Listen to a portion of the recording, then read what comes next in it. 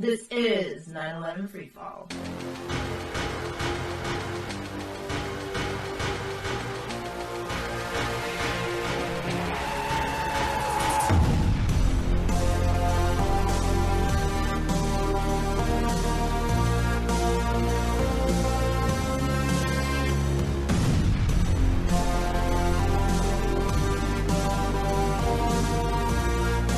Good evening, ladies and gentlemen. Welcome to another episode of 9/11 Freefall. I am the host, Andy Steele. No guest tonight. You're stuck with just me. I'm going to be going over the latest news and headlines related to our mission here on 9/11 Freefall. That mission, of course, being disclosing the evidence proving that buildings 1, 2, and 7 of the World Trade Center complex were brought down in controlled demolitions on September 11th.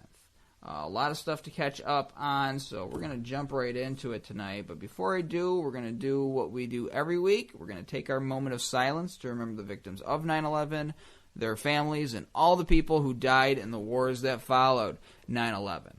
We'll do that beginning now.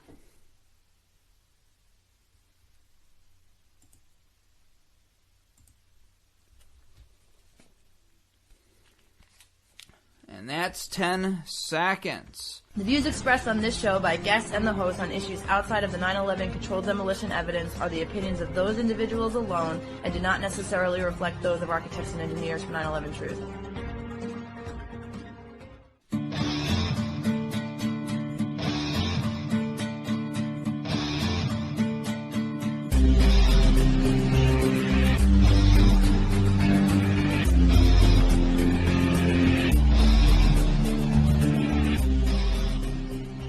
So there is a news story circulating all over the internet surrounding a video of Larry Silverstein speaking in Israel. I think the video was shot back in 2014. I'm not sure on that year. Certainly long after 9/11, long after the new World Trade Center 7 building was put up, because that is what he's talking about in this clip. Now, that's not what the whole speech was about. I watched the whole speech. I'll talk about that a little bit more in a few minutes here. But just to give some context to listeners who may not be aware of this new piece of video that's been circulating around, during the speech, Larry Silverstein mentions the new Building 7, and he says that the design for the Building 7, or the first meeting, the first plans for designing the new World Trade Center 7 were back in April of 2000.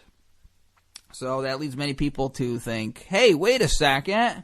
That was before 9/11, April of 2000. How could that be unless he knew that World Trade Center 7 was going to be brought down ahead of time?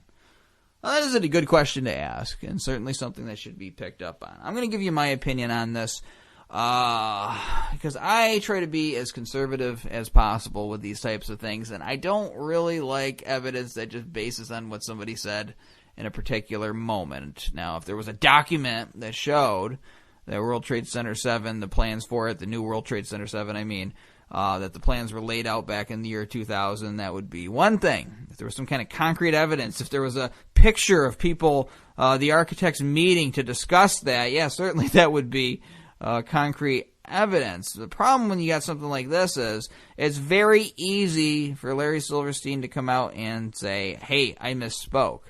And certainly that happens. I misspeak a lot of times myself. I do it on the show.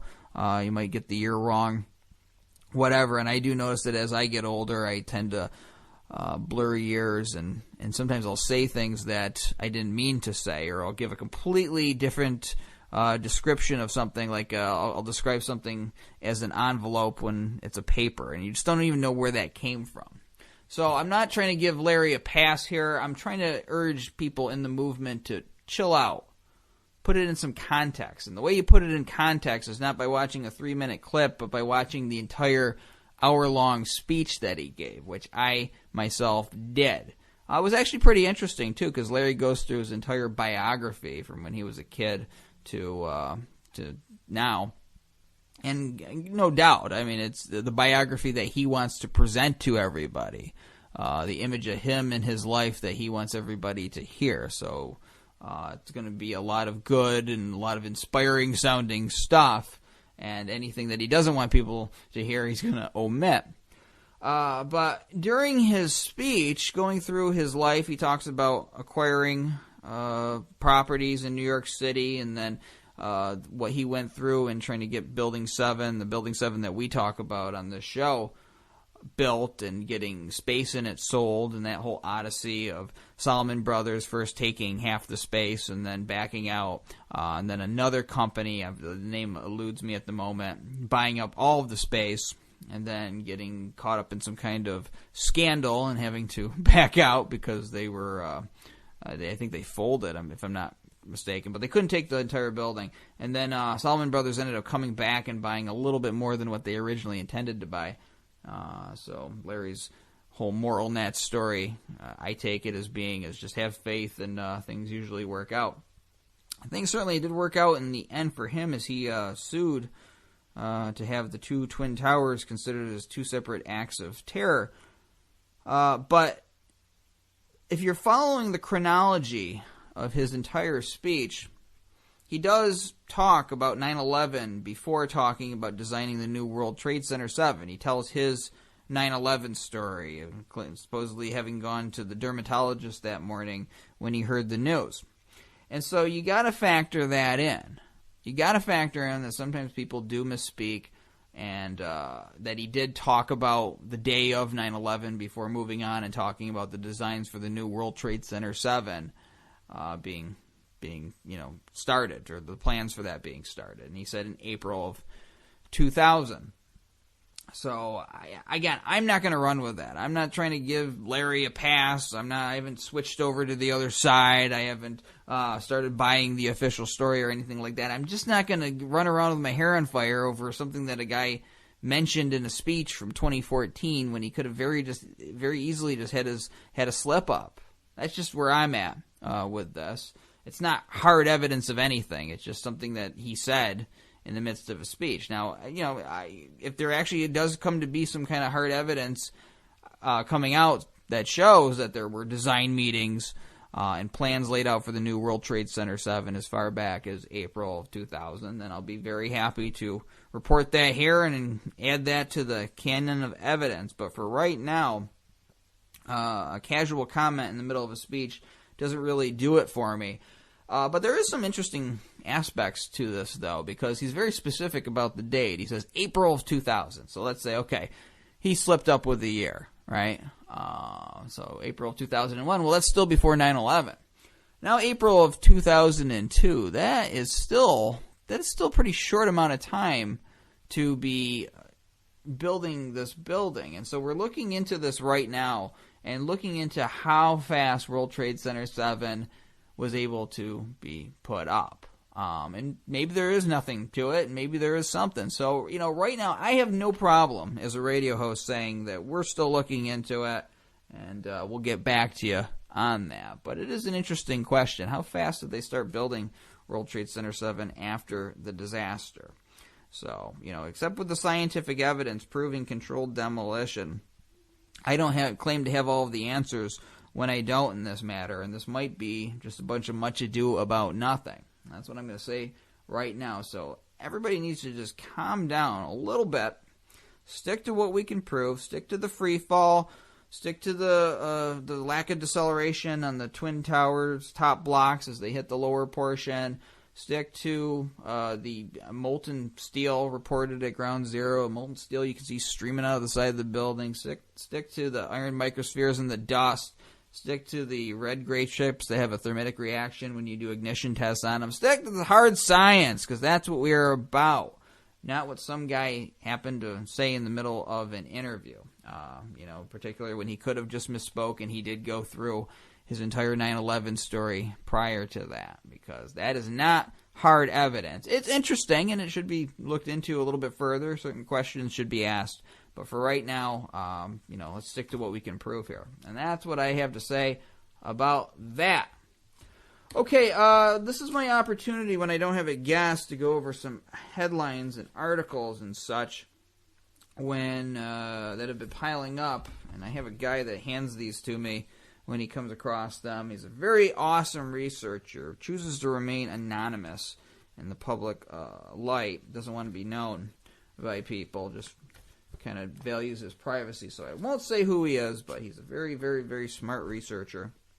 He just finds things that he might think that he thinks I might be able to talk about on the show. And one of them was Michael Shermer here. We got this article apparently critiquing Michael Shermer's interview on KPFA. That's a radio station they have out here in the Bay Area. And this is not in regards to the presentation that I saw. If you go back into the archives, my interview with Dana Carson, it talks about my little exchange with Michael Shermer when he couldn't even back up what he said. Didn't even know what the official story was of why the towers came down. So if he doesn't even know the official story, how can he defend it? So this is not in regards to that. This was an interview that happened before that on KPFA, which an interview I have not myself heard. But just knowing who Michael Shermer is, and let me just share with the audience, in case you're not familiar, Michael Shermer is a writer who has made a name for himself being a professional skeptic. That means that he takes a position being skeptical of certain ideas or theories and sells himself as that being his big angle. So this is what the person's interpretation of him was. All right, so this is from ACME. I guess these are actually comments that were left on about the radio interview. Notes from the radio interview with comments. The first 20 minutes reveals Dr. Shermer's intellectual history, freeing himself from dogmatic Christian doctrine, dabbling in tonics to improve performance in competitive bicycling, challenging alternative medicines. By 24 minutes, he's explaining that the towers fell because flimsy floor anchors snapped and collapsing floors created a cascading effect of pancaking floors, claiming there's been extensive studies of this and how buildings fall. Apparently, he doesn't know that his theory, published in the 2002 FEMA's $600,000 report, was rejected by NIST's $20 million study, and he is practically alone in subscribing to it. He then implies, wrongly, that controlled demolition is always done from the bottom up, and that since the towers collapse from the top down, this is inconsistent with controlled demolition. You can actually look that up, folks, on the internet. Top-down controlled demolition. You can find them right on YouTube. There's examples of it. The mysterious jets of pulverized building materials emanating from isolated windows as much as 40 stories below the active collapse zone, squibs, he dismisses as smoke from the fires, even though most of these came from the floors that had no fires. With World Trade Center 7, he blithely tells that there's no mystery to its collapse, apparently unaware that the New York Times said engineers were baffled by it. The FEMA report said it could not explain it, and it took NIST several years to come up with a plausible-sounding story. His claim that the steel structure sagged and got weaker from fire damage is contrary to NIST's collapse initiation mechanism, which would be impossible if the steel had sagged. He then argues that explosives or incendiary charges could not have been planted in the three buildings because of the building security. Apparently, he does not know that most of the building's core columns were accessible from the elevator shafts and that the Twin Towers had an elevator renovation project going on in the tower's 15 miles of elevator shafts in the 9 months before 9/11 that would have provided for cover for construction-type activity going on in the shafts. And that's going a little bit beyond evidence in that statement. But Shermer's argument relies on the idea that, well, I can't see how they would have done it, so I can't believe it. Well, as Dana Carson said, if there's a bullet in a body, then you need to look for a gun. You can't say, that the person couldn't have been shot because nobody would have had access to a gun. Nobody would have been in the proximity to be able to fire a gun at the victim. If there's a bullet in the body, then you need to look for a gun. That's Dana Carson's quote, and it's a very good one. This goes on. Apparently, he does not know that in WTC 7, the 4 floors immediately above the floor where the collapse allegedly began were all, according to FEMA, vacant. He then claims it would take hundreds of or even thousands of charges to take a tower down. He does not explain why it would take so many charges to do a job that he believes was caused by fire and weak floor anchors. That's a really good point. Anything fire can do, incendiaries can do better. Apparently, Dr. Shermer does not know that explosives expert Dr. Van Romero opined that a few charges in key places could bring the towers down. Apparently, Dr. Shermer does not know that according to the discredited pancake theory he advocates, a very few failing truss anchors could start a chain reaction that unzipped the floors from the outer walls and brought the towers down. That is a very good point. Undoing that argument about how many charges would have been needed. Because according to the official story, it would not have taken very much to bring the buildings down. And regardless, Shermer's whole argument, when you really boil it down and you point out the reasonable position that we take here at AE 9/11 Truth, like for instance, my question was simply about the missing building features in the World Trade Center 7 report, such as the shear studs on the girder, the stiffener plates on the beams that allegedly pushed the girder off its seat. If you reran the analysis with the proper features included, what would be the harm in doing that, just to get a better understanding of why Building 7 went down? And his only response to that was to ask me if I thought that all these other things throughout history were a conspiracy. Well, that doesn't really address the question or just address the reasonable nature of the question. Just simply rerun the analysis with the features included. But see, he can't do that. He can't give an inch because he's built so much of his rep on dismissing supposed conspiracy theories when you ask questions about physics and common sense. Article goes on. He claims it was necessary to spend weeks breaking through drywall to plant explosive devices, but does not explain why this is difficult, why it is necessary at the World Trade Center, and why drywall needs to be broken. Drywall is removed before conventional demolitions to avoid the nuisance of the dust. He then claims that the buildings began to collapse from the exact impact floors and wonders how demolitionists would know what floors the planes would hit. In the case of World Trade Center 1, the Soiree video shows that the collapse began well above the impact zone. Radio beacons such are used at airports would, if planted inside the buildings, allow the planes to be flown in on the autopilot. So it's kind of speculating there, but that's okay. Even if the exact impact floors were not known in advance, simply planning redundant charges up and down the elevator shafts would allow the appropriate charges to be selected under computer control for wireless activation. At 29 minutes, they start talking about JFK. And then this goes on and talks a little bit about JFK for a while.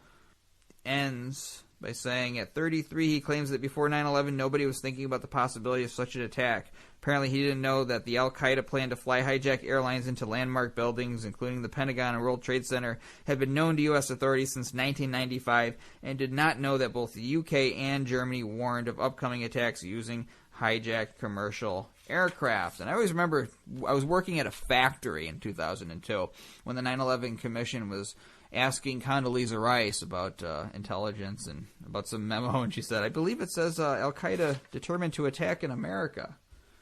And I just remember thinking, geez, you can't get any more out in the open than that, any more clear intention than that. But regardless, because that's not even our mission, just focusing on the demolition of the buildings. I stated it already. This is the most reasonable position to take. This is what's going to win over the most people, or make the people who oppose us and continue to oppose us regardless of whatever we point out. It's going to make them look foolish, as if you just say, we need to get the analysis straight. We need to make sure that we have a full understanding of why this building came down. Richard Gage said it himself on Washington Journal back on August 1st, 2014, when he got on the show. He said that architects and engineers need to have the information. They need to have the input data that NIST refuses to release on Building 7. The computer model data, because, of course, if they release it, it'll jeopardize public safety. You can't have this information out there circulating on a building that no longer exists, because you'll jeopardize public safety, according to NIST.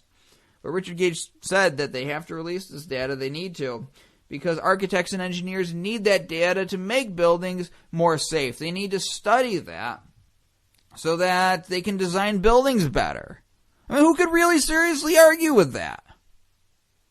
Who in their right mind would argue with a position like that?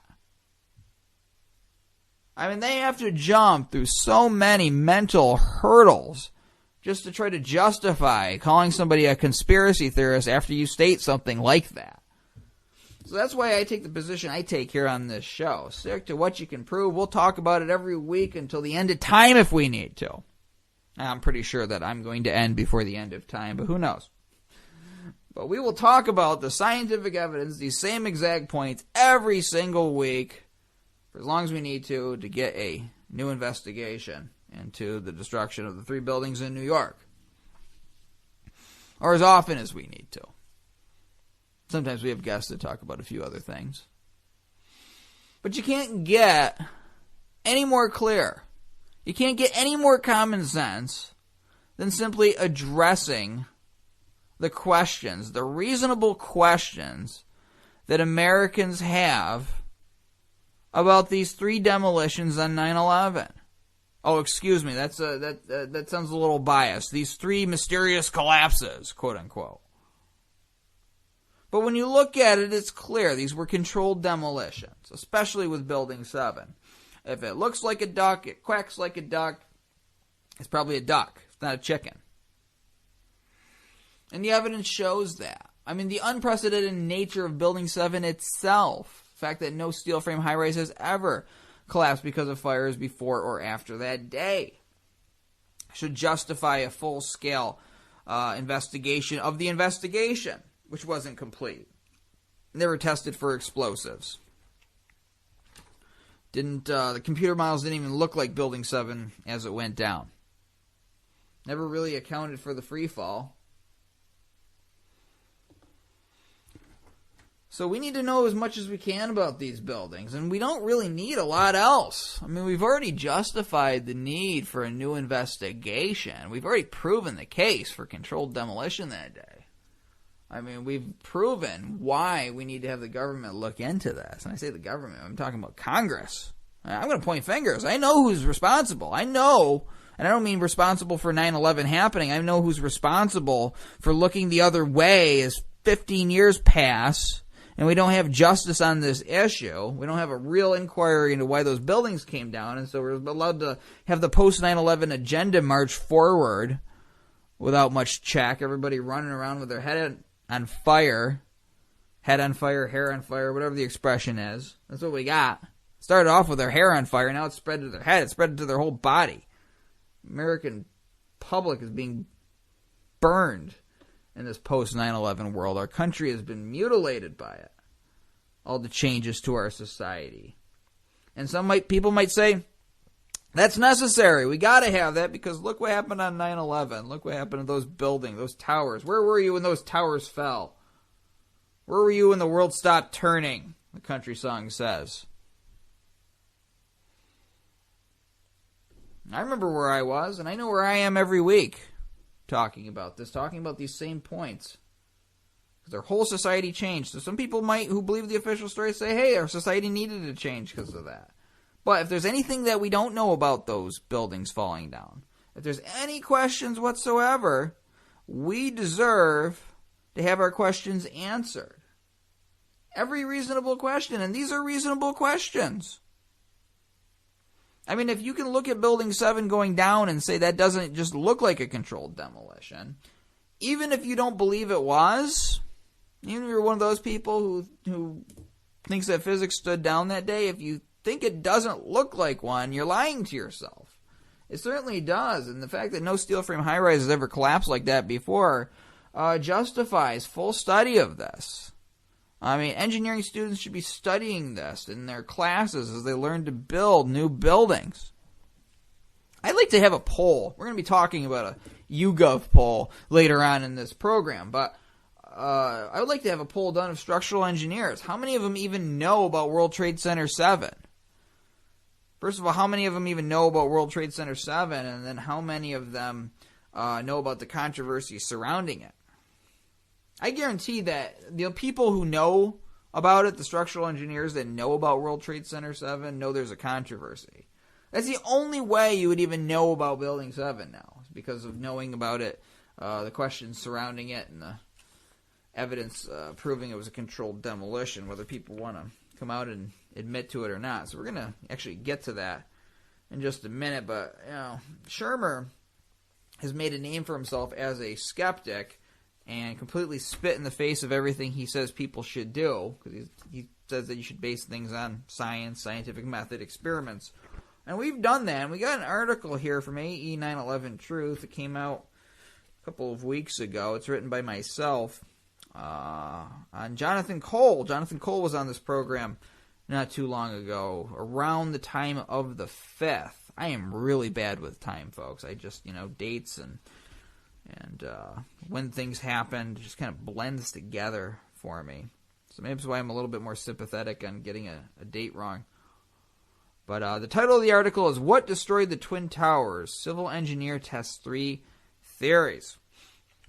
I'm going to go through this with you, and I'll just comment when I feel I want to.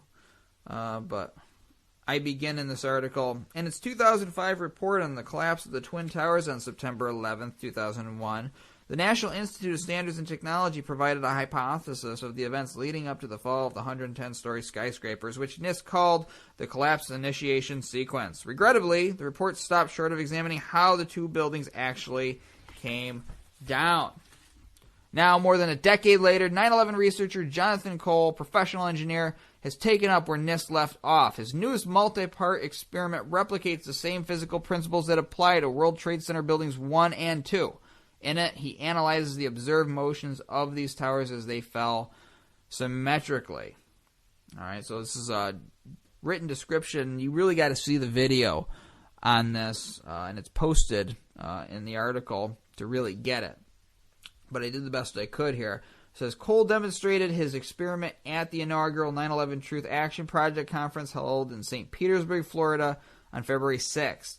The videotape version will later be released under the title 9/11, The Force Behind the Motion on Cole's YouTube channel, Physics and Reason. A civil engineer, Cole started studying the fall of the Twin Towers and World Trade Center Building 7 in 2008. And I'm going to skip down because it goes through Cole's history and we're already aware with it. Although it's relatively easy to demonstrate what didn't happen to the towers, that is, a pancake-type collapse or the so-called pile driver collapse, it's far more difficult to demonstrate what more likely did happen. And this is a quote from Cole, by the way. More likely did happen using explosives or some outside force besides just heat and gravity. I wanted to come up with a way to demonstrate this, so I started to work on some concepts about a year and a half ago, and finally was able to mimic some of the fundamental motions observed with the towers fall. Alright, so the experiment's in 3 parts. It studies the motion that would have been observed in the Twin Towers collapse, and each of the 3 main hypotheses that have been put forth. So I'm going to go through them with you. The first one is the pancake theory. This is what Michael Shermer alone believes happened to the World Trade Center towers. I think Michael Shermer just never ever got past that. I don't think he just bothered to research what the official story was after he heard it back in, probably before the first NIST report came out in 2005. He just got an opinion back in 2003 or something and didn't bother to follow up. Okay, first the pancake theory. We got to test it because some people believe this. This was advanced by the FEMA report and with the assistance of the American Society of Civil Engineers back in 2002. Later abandoned and when the investigation was handed over to NIST. So in Cole's model, to test the pancake theory, he uses a series of evenly spaced planks and a tall wooden structure with cleats that hold the floors in place. All right. So then he drops a 20-pound block of steel from about 10 feet above the structure, and he observes the motion of the block as it hits each floor. And as I state in this article, the idea is to see if it continues to accelerate due to its ever-increasing mass or if it decelerates due to the resistance given by the floors. Alright, so the experiment proves that had the pancake collapse occurred, this would have caused the fall of the Twin Towers to rapidly decelerate as the top portions hit the undamaged floors below. And it's funny that somebody actually has to demonstrate this. I mean, how amazing that somebody actually has to take the time to build a model to demonstrate something that should be common sense. I mean, if you've ever experienced life, you take a kid who's outside in the woods playing and you ask them about this, they should be able to understand it. I mean, just observing life itself, living in the physical world, you should be able to know this. But no, Jonathan Cole actually built a model to demonstrate this for the other side here. Yet videos taken of the actual fall of buildings 1 and 2 show no such deceleration.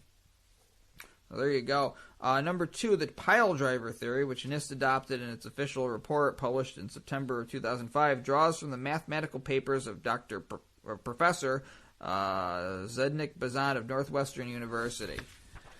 Now, this theory alleges that the tops of the towers acted as pile drivers, crushing the stronger, larger structures below the floors where the airplanes hit each tower, respectively. Once the lower sections were crushed down, this theory asserts the tops of the buildings crushed themselves. To test the motion involved in the pile driver theory, Cole constructed a representative floor system with the top floors dropping on floors below to simulate the upper block of a tower hitting the lower block. He secured steel pipe guide rails in a concrete base and drilled holes in the top block above the airplane strikes, which allowed those upper floors to slide unimpeded down the guide rails in order to keep the system straight. Otherwise, they would have fallen over upon impact. That's an important point, because a lot of people argue that that's what we should have seen on September 11th happen with the Twin Towers. The motions observed in both of the above tests, however, bear no resemblance to the motions observed in the crumbling Twin Towers.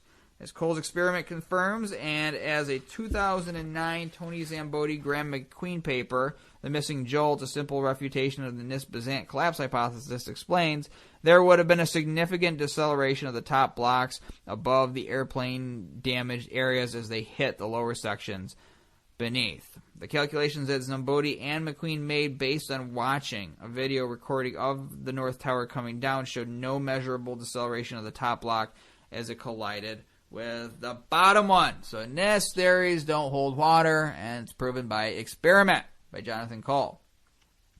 According to Cole, the notion that a smaller, lighter top portion of a structure can crush a larger, heavier lower portion all the way to the ground in the manner witnessed on 9/11, as officials tell us happened, defies reason. He elaborates, and this is a quote from John Cole. The public tends to jump to conclusions. To them, it seems logical that tall structures would simply collapse straight down once that downward collapse was started at the top. But the reality is quite different. That's why engineers, like nature, generally design tall structures so that they are structurally tapered and stronger the lower it goes.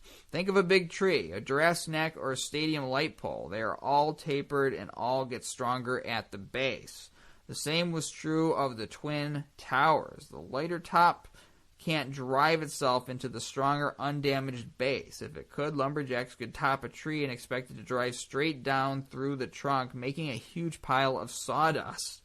Obviously, that won't happen, even if weakened by cutting or hit by lightning at the top. Rather, the downward motion would come to an abrupt stop, and the top would tip over. So things are stronger at the base, and that's even reflected in nature, as he says, by the giraffe's neck.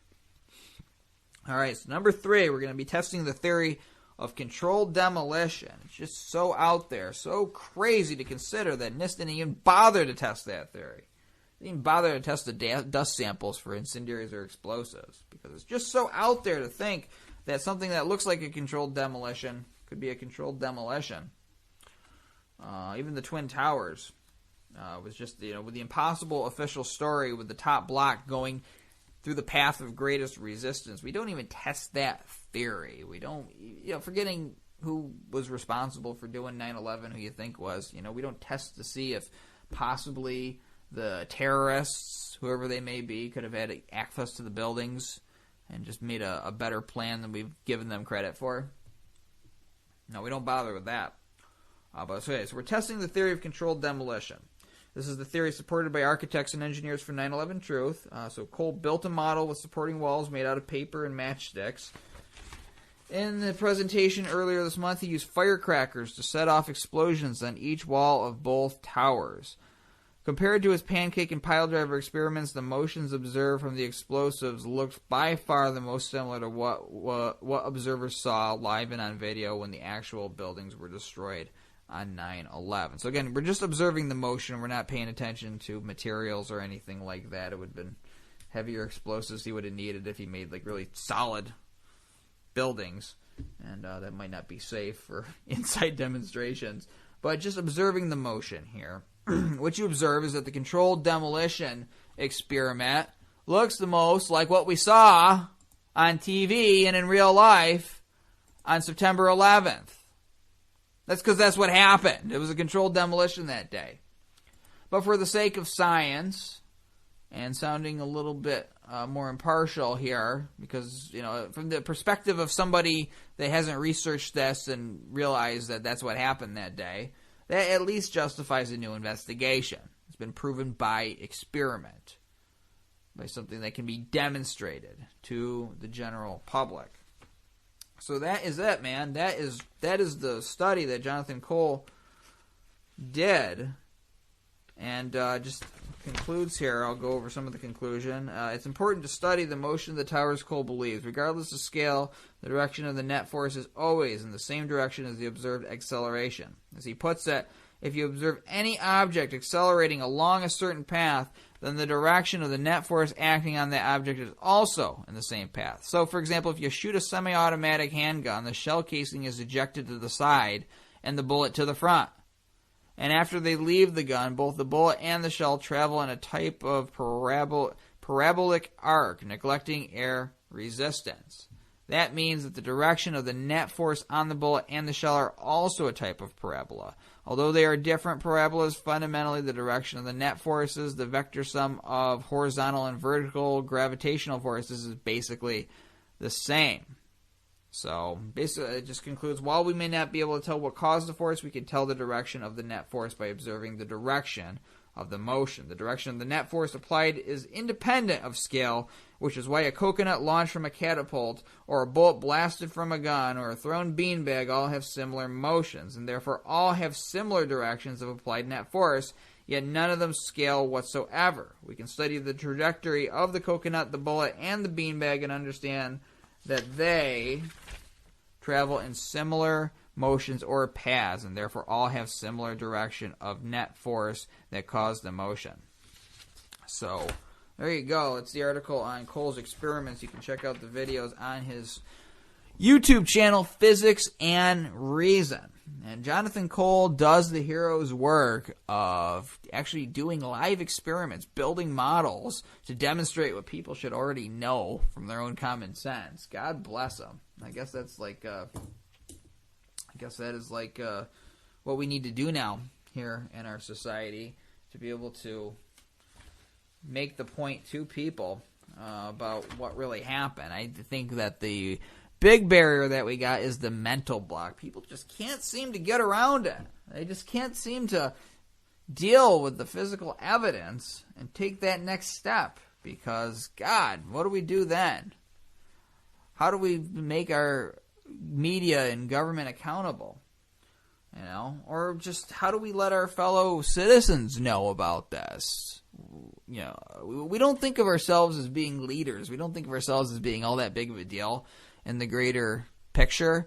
We think about ourselves in the context of our little sphere of influence. We think about our position at work. And, if we get a higher position at work, then we're a more important person in that little sphere of existence. We think about ourselves and our position in our families. We think about ourselves and our positions with our friends and what we do and the TV shows we watch and all of these things, these kind of small, limited theater relationships and activities that we do. But when we think about things happening on a big scale, when we see people running for president, for instance, we think, oh, wow, that just exists on TV, or that exists up there in the cosmos high above me. I'm just a spectator. I'm not really a participant. I can't do anything. And I know that's a myth. I mean, you can't do everything yourself, no doubt. But if you just decide to do something, if you just decide to show up and help out however you can move mountains. You can move mountains with other people. I mean, 90% of anything is just deciding that you're going to do it. You have no idea the kind of power that you unlock, and then as you do things, you get better at it as you go along. I know that, folks. I've experienced that. I bring you the good news. That is the truth. You have a lot more potential than you give yourselves credit for.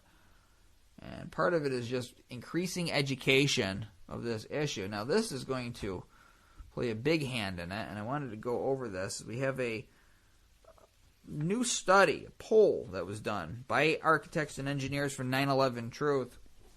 in February of this year through YouGov, asking questions about World Trade Center 7. So I'm going to go over some of this with you, and there's an article going into a little bit more depth about this on ae911truth.org. It's an interview with our Director of Strategy and Development, Ted Walter. Very, very smart guy, Ted. I think it shows in the interviews with him by just working with this gentleman every day. We are truly honored to have him on our staff, and a lot of great things happening with him being here. But I'm just going to go over some of this and some of what Ted said. So the AE interviewer asked him, and what did the survey find? This is what Ted said. It said, it certainly reinforces what we found out from the first survey. Awareness of Building 7 is limited, but when people are shown video of its collapse, the majority suspect it was controlled demolition, and support for a new investigation far outweighs opposition. We were also very pleased to see small but significant increases both in awareness and in the tendency to suspect controlled demolition and support a new investigation. In other words, the needle has moved in the last 2.5 years. So, it's a long interview. I can't read the whole thing with you, but I'm going to go over some of these because I got a separate printout from the poll results itself. First question asks whether or not they are comfortable answering these questions and seeing the video. So it asked them to see a video. 95% said they were comfortable doing it. Over 5%. How many people were asked? It says weighted base, all U.S. adults, 180. And then that was actually asked to Ted Walter. Let me jump back to the article here to give you a better context of how many people were polled.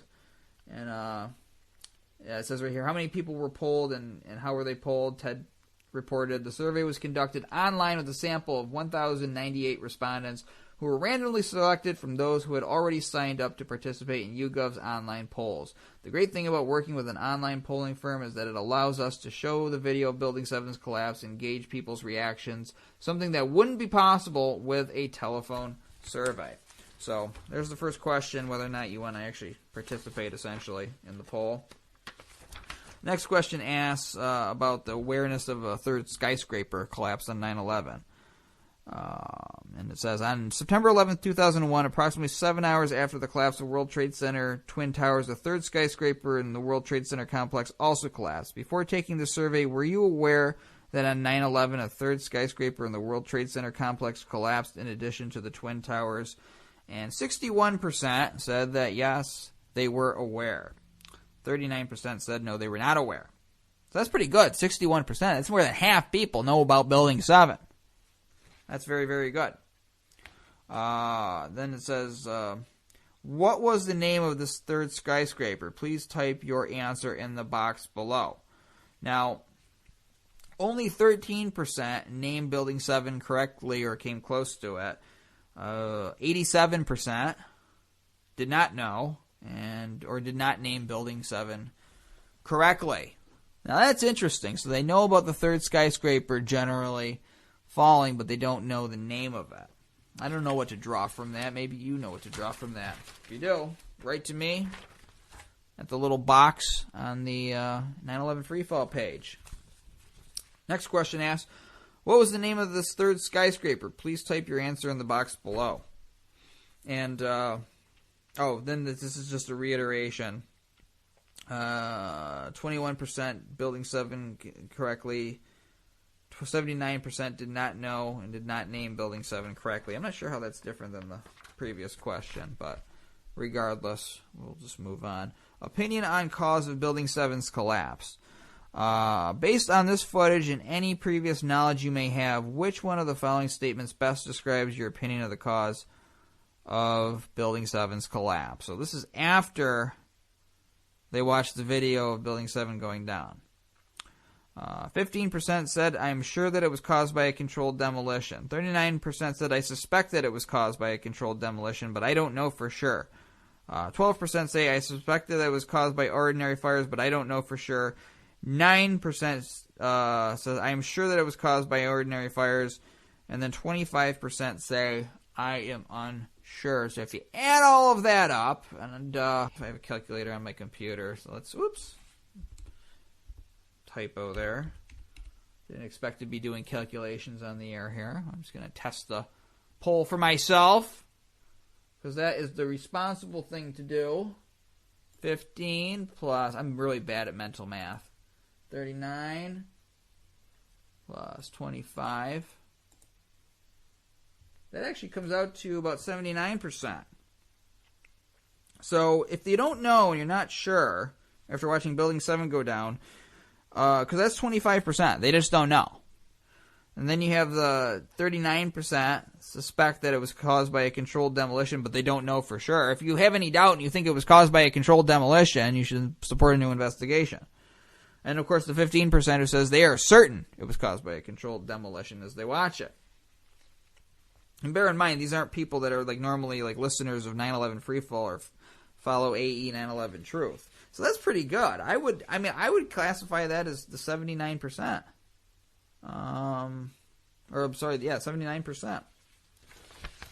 So moving on. Government conclusions versus critics' conclusions. Here's the question. In 2008, the National Institute of Standards and Technology, NIST, an agency of the U.S. Department of Commerce, issued a report concluding that fires started by debris from the collapse of the North Tower caused World Trade Center Building 7 to collapse. Critics, including a group of 2,000 architects and engineers, have disputed the conclusion of the government's report, arguing that only the use of explosives in a controlled demolition can account for Building 7's collapse. Are you more inclined to believe the government's conclusion that fires caused Building 7's collapse, or the critics that believe explosives were used? 24% said they believe the government's conclusions. 49% said they are more inclined to believe the critics. That's 49%. And then 27% said they don't know for sure. So that 49% plus 27%, that equals about 76%. Because if you don't know, or you believe the critics, then you support a new investigation. So I'd interpret that as 76% supporting a new investigation just from that question. Again, if there's any doubt about what brought this building down, it's 9/11, and it's, at the very least, a huge government screw-up. Americans deserve to know every detail of this and have every question answered to its most conclusive end. I read that as 76% that would support us based on that question. Support for a new investigation. Some people still consider the collapse of Building 7 suspicious and have called for a new investigation. Others consider the case closed and do not think a new investigation is warranted. To what extent would you support or oppose a new investigation into the collapse of World Trade Center Building 7? 22% say they strongly support. 26% say they support. 29% say neither support nor oppose. 11% oppose. 5% strongly oppose. And 7% I don't know, not sure. So in this case, I would just add up the 22 and 26% that would support a new investigation. And then you have those 29% who are just sitting on the fence, not taking an opinion whatsoever, essentially just sitting there watching history take place and doing their own thing during it. So that is very good, and it's nice to know that more people know that a third building fell on 9/11. Interesting to know that they didn't get the name right of it. And just overall, more people are waking up to this, but we still got a lot of work to do with educating the public about this issue. And the fact that people know about this is not because of the corporate media. It's in spite of the corporate media. I'm going to read this article because I'm running out of time here. And this is regards to politics and who actually controls what happens. Because, you've got all these people supporting, thinking it's a controlled demolition, and you have 9/11 family members and 2,400 architects and engineers calling for a new investigation. Why can't we get a new investigation, especially with the reasonable way that we put it here? Larry Bartels on April 4th, 2014. Says Larry Barrows of Washington, D.C. waves a flag with corporate logos and fake money during a rally against money and politics outside the Supreme Court, October 8th, 2013 in Washington, D.C. On Tuesday, the Supreme Court heard oral arguments in McCutcheon versus Federal Election Committee, a First Amendment case that will determine how much money an individual can contribute directly to political campaigns. Everyone thinks they know that money is important in American politics, but how important? The Supreme Court's Gilded Age reasoning in McCutcheon versus FEC has inspired a flurry of commentary regarding the potential corrosive influence of campaign contributions. But that commentary largely ignores the broader question of how economic power shapes American politics and policy. For decades, most political scientists have sidestepped that question because it has not seemed amenable to rigorous scientific investigation. Qualitative studies of the political role of economic elites has mostly been relegated to the margins of the field. But now political scientists are belatedly turning more systematic attention to the political impact of wealth, and their findings should reshape how we think about American democracy. And it goes on, it says, a forthcoming article in Perspectives on Politics by Martin Gillens and Benjamin Page marks a notable step in that process. Drawing on the same extensive evidence employed by Gillens in his landmark book, Affluence and Influence, Gillens and Page analyzed 1,779 policy outcomes over a period of more than 20 years. They conclude that the economic elites and organized groups representing business interests have substantial independent impacts on U.S. government policy, while mass-based interest groups and average citizens have little or no independent influence. And that was the point that my friend who printed this out for me wanted to make on this show, because it is related to 9/11. It is. It's related to all the issues that bug us, all of the things that people get behind and have a problem with here in the post-9/11 world. And why can't we get any kind of traction on it? And the reason I'm citing this article is it's based on an actual study that these guys did. It's not just opinion saying, yeah, the corporations control everything, or the big money elites control everything. They're the ones who decide what does and doesn't happen in America. This is actually a study that shows it. Here's another paragraph from it. In their primary statistical analysis, the collective preferences of ordinary citizens had only a negligible estimated effect on policy outcomes, while the collective preferences of quote-unquote economic elites, roughly proxied by citizens at the 90th percentile of the income distribution, were 15 times as important. Mass-based interest groups mattered too, but only about half as much as business interest groups, and the preferences of those public interest groups were only weakly correlated with the preferences of the public as measured in opinion surveys. So it doesn't really matter what the public wants.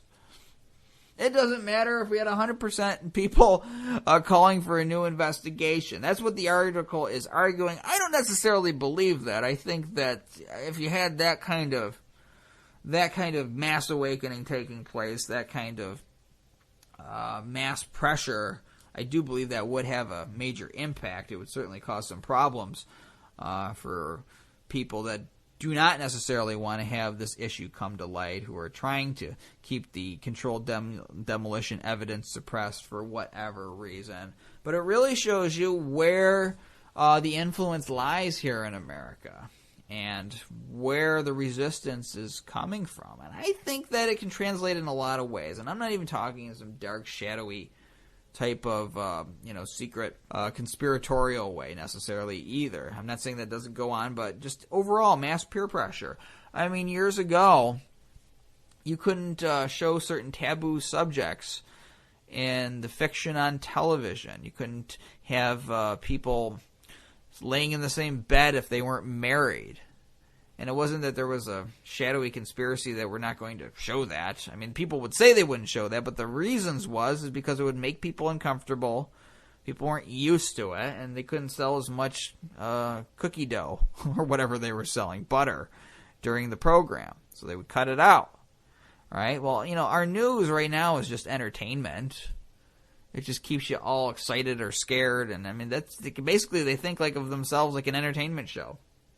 I think Fox even classified itself as that to try to get out of paying some money. I'm not exactly sure on the case, but I mean, it is. It's just mass entertainment. So if they're going to report something, it's going to be something that fits into the American public's perception of itself.